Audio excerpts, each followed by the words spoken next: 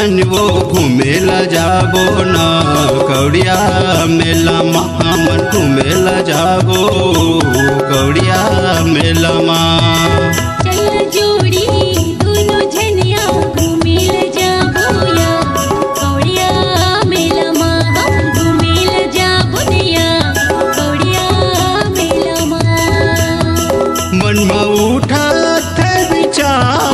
तैहर हो जावत यार मन में उठात विचार तैहर हो जावत यार बैला गाड़ी में चढ़ के ना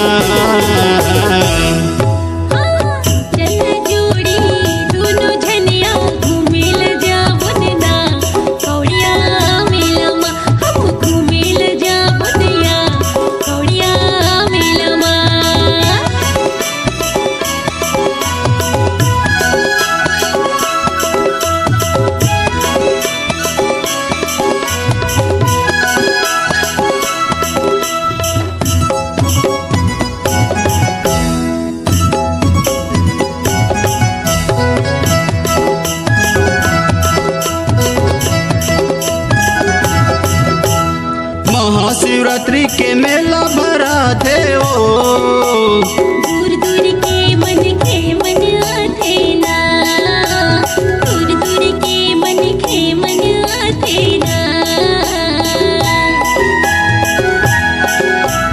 महाशिवरात्रि के मेला भरा थे ओ दूर दूर के मन आते ना दूर दूर के मन आते ना।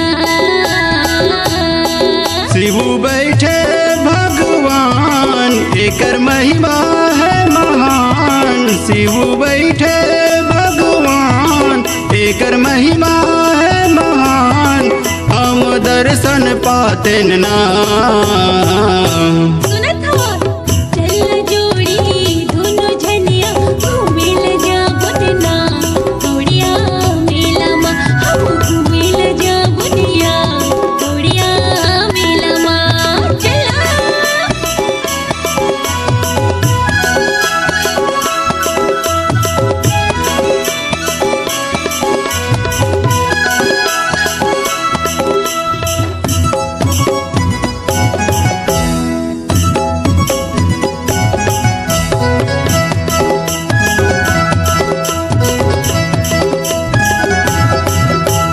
चना समोसा और भजिया खमाहू मिठाई रसगुल्ला जलेबी खवाबे ना मिठाई रसगुल्ला जलेबी खवाबे ना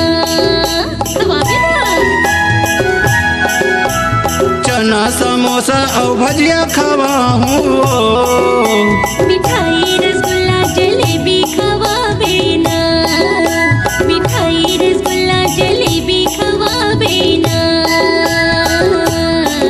तोला ढेलुआ में झूला हूँ वहू सर्कस सिनेमा दिखा हूँ तोला ढेलुआ में झूला हूँ और सर्कस सिनेमा दिखा हूँ बड़ मंजा ही ना।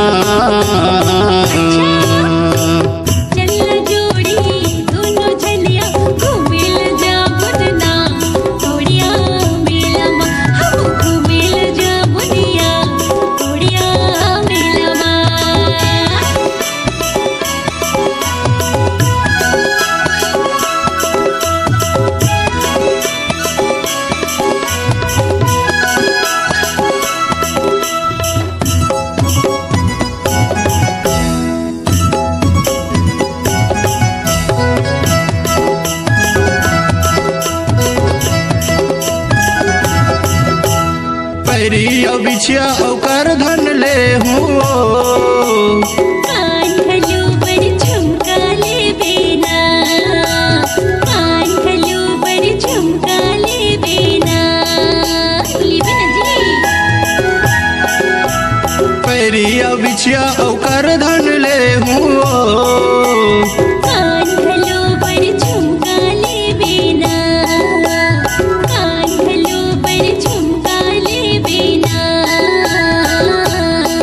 चलना फोटो खिंचवाबो घर चिन्हा लेके जाबो चल चलना फोटो खिंचवाबो, घर चिन्हा लके जाबो लक्ष्मी स्टूडियो माँ।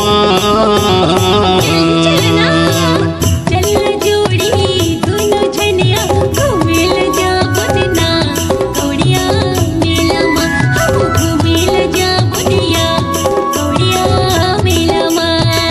चलना गोरी दोनों झनवो घूमेला जाबो कौड़िया मेला माँ। हमन घूमेला जाबो ना कौड़िया मेला माँ।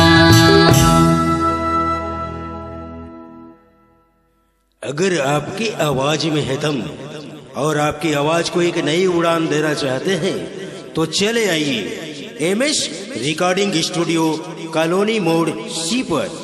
हमारा संपर्क नंबर 8085470039।